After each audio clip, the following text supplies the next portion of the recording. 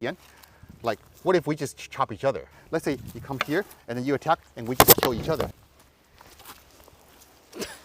I'm projecting that into you in a way so that you see my cut and you can't see anything else.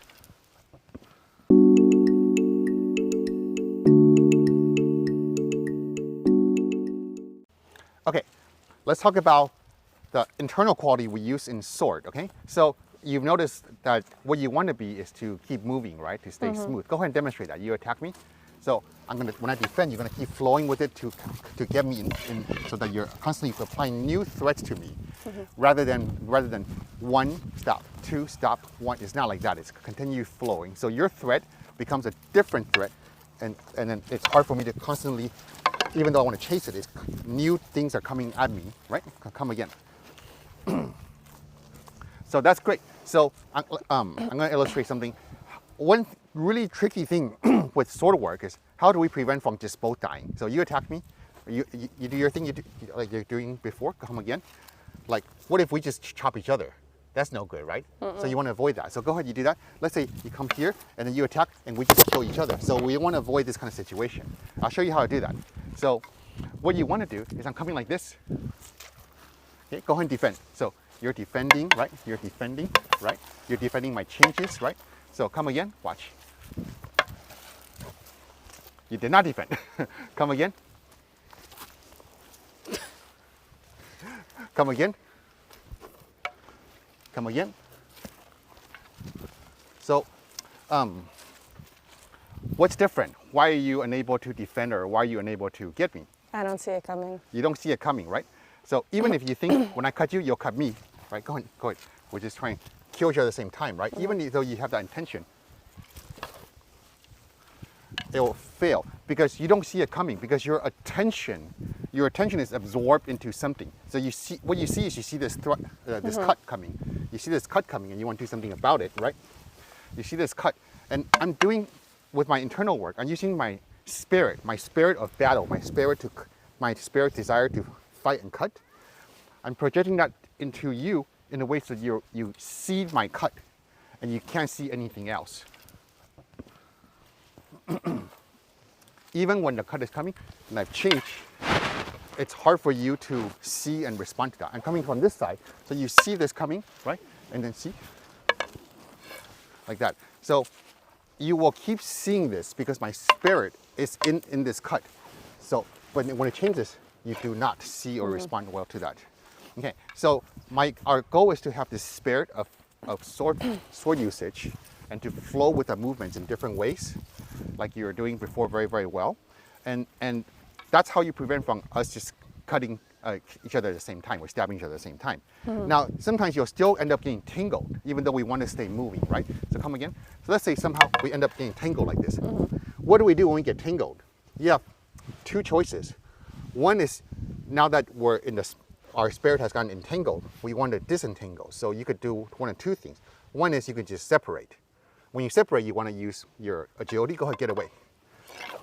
Right, in a way that doesn't make it easy for me to follow that with the attack. You could go straight back or a different angle. You might even go towards me and around me in some way, right? Yeah, like that. So you might do something like that. So that is using your ability to do an explosive movement. It's like we got tangle, right? And I want to get away, like this. We got tangle, and I want to get away, this kind. So that's one kind. The other is to use your chi to gain an advantage. Just like when in push hands, when our hands are like this, we can use our energy to make them lose their balance. You'll do something similar. So we're tangled like this. So from here, okay, you're blocking me, right? Don't let me push your sword over. Okay, so from here, I can engage the quality of my chi, see? What happened there? Your chi's better than mine. My chi's better than yours. This is true. And so we're here like this. She's stopping my sword, right?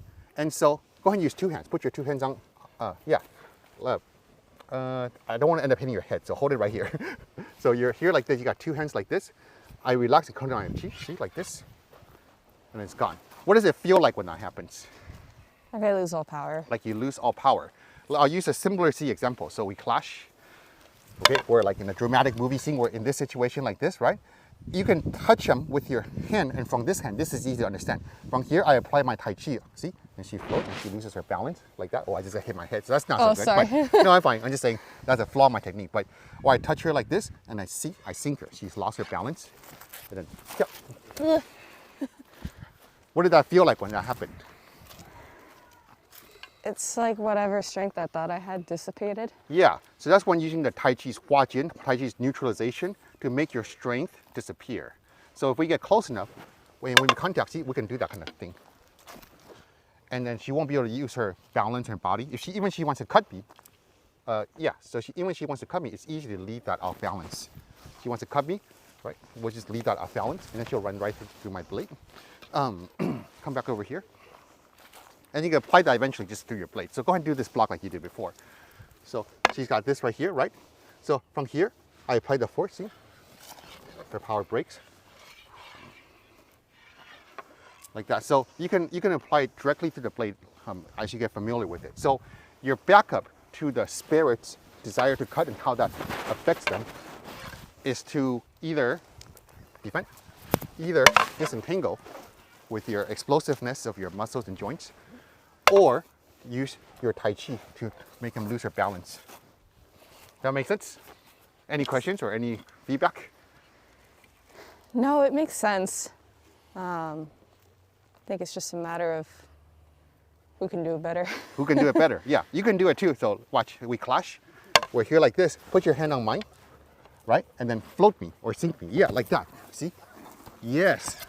That wasn't so hard, right? But it is a matter who does it better. So And it's not like speed, who can get there quicker. yeah, so there's no guarantee that you will be the winner. But if you're the more skillful, and actually more importantly, the more calm. The person who gets flustered, not gonna be able to use any of this. You'll just be like, ah, right? So, so whoever can maintain their Zen heart, their Zen mind, or their enlightened state of being, or their highest self, or their mental centering, which we call 中定, equilibrium in Tai Chi, whoever maintains that has a much better shot of succeeding at all of this. Makes sense, right? Yes. All right, thank you for helping me illustrate this. Thanks for watching.